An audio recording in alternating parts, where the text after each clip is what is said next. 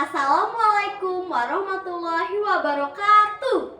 Perkenalkan, nama saya Nova Melisa. Saya perwakilan dari SDN 2 Kemuning Banjarbaru mengikuti lomba bercerita dengan judul Asal-usul Gunung Batu Banawa, Kalimantan Selatan.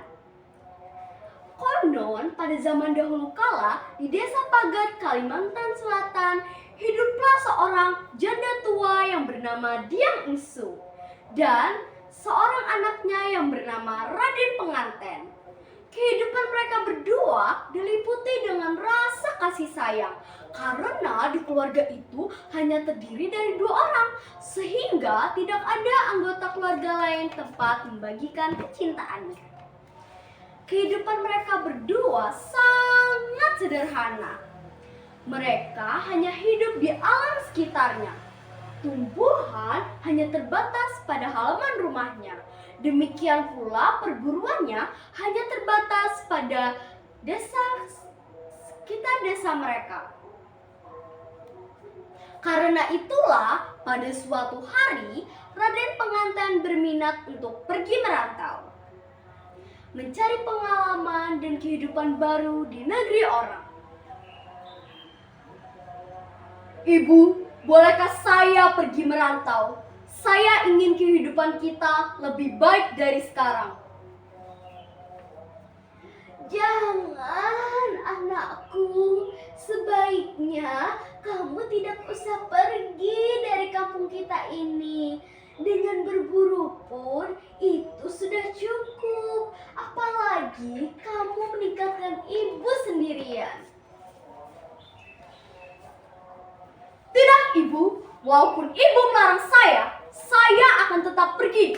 Saya ingin seperti orang-orang yang lebih mampu dibanding kehidupan kita ini. Demikian keras kehendak Raden Penganten. Walaupun ia dihalang-halangi dan dilarang ibunya, ia tetap pada kemauannya. Akhirnya, si ibu hanya berpesan kepada anak satu-satunya yang ia kasihi, agar anaknya membelikan sekedar oleh-oleh apabila anaknya kembali dari perantauan. Baiklah anakku, Raden Penganten. Kalau kamu memaksa untuk pergi, ibu tidak bisa melarang. Namun, apabila kamu kembali, belikan ibu sekedar oleh-oleh dari perantauanmu. Baik, Ibu. Saya akan berjanji untuk membawakan oleh-oleh untuk ibu tersayang. Berangkatlah Raden Penganten ke sebuah negeri yang jauh dari desanya. Di sana, ia memperoleh rezeki yang banyak karena selalu jujur dalam setiap perbuatannya.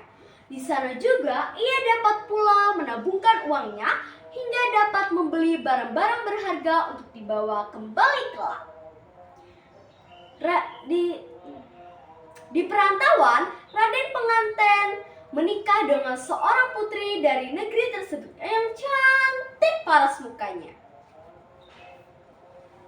Hai putri cantik, bolehkah aku meminangmu?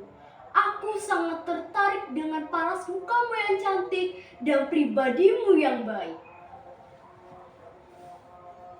Kalau kamu mau menikahi saya setuju saja.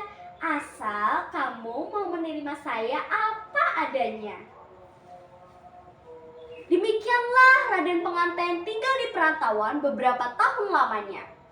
Pada suatu ketika, timbullah niat Raden Penganten untuk pulang ke negerinya dan menjumpai ibunya yang telah lama ia tinggalkan. Dibelinya sebuah kapal, lalu dipenuhi dengan barang-barang. Istriku yang cantik, aku ingin menyampaikan sesuatu kepadamu. Iya suamiku, apa yang ingin kau sampaikan kepadaku? Aku ingin pulang ke kampung halamanku. Aku sudah rindu pada ibuku. Aku sudah berjanji untuk membelikannya oleh-oleh. Baiklah suamiku, kalau itu yang kamu inginkan, saya setuju saja. saja apabila kita berdua menemui ibumu. Pada saat yang telah ditentukan, berangkatlah Raden pengantin menuju kampung halaman di mana ibunya tinggal.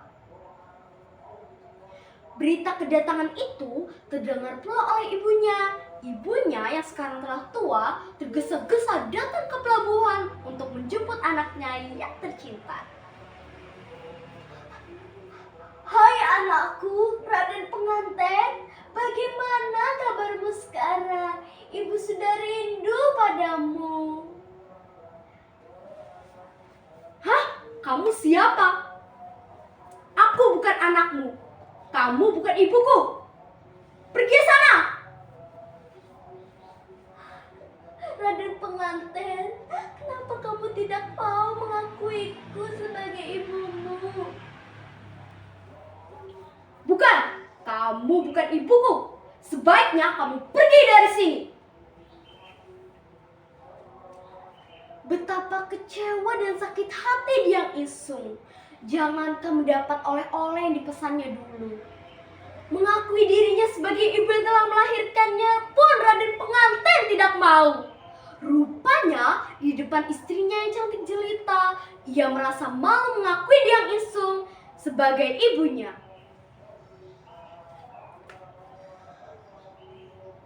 Lalu Diang Isung tetap mengisahkan anaknya yang durhaka itu. Sayang, Raden pengantin tetap membantah. Ia malahan membelokkan kapalnya ke tujuan lain, meninggalkan pelabuhan, dan Diang Isung hancur hatinya. Dengan hati yang penuh diliputi rasa kecewa dan putus asa, lalu Diang Isung memohon kepada Yang Maha Kuasa. Ya Tuhan, balaskan sakit hati saya kepada anak saya durhaka itu. Saya mohon ya Tuhan, berikan kuasa-Mu dan balaskan sakit hati saya kepada anak saya itu. Seketika itu juga badai dan topan menghempaskan kapal Raden pengantin hingga pecah menjadi dua. Tentu saja seluruh isi kapal itu termasuk anaknya Raden pengantin tenggelam dan binasa.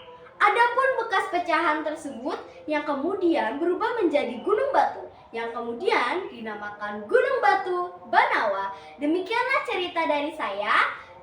Wassalamualaikum warahmatullahi wabarakatuh.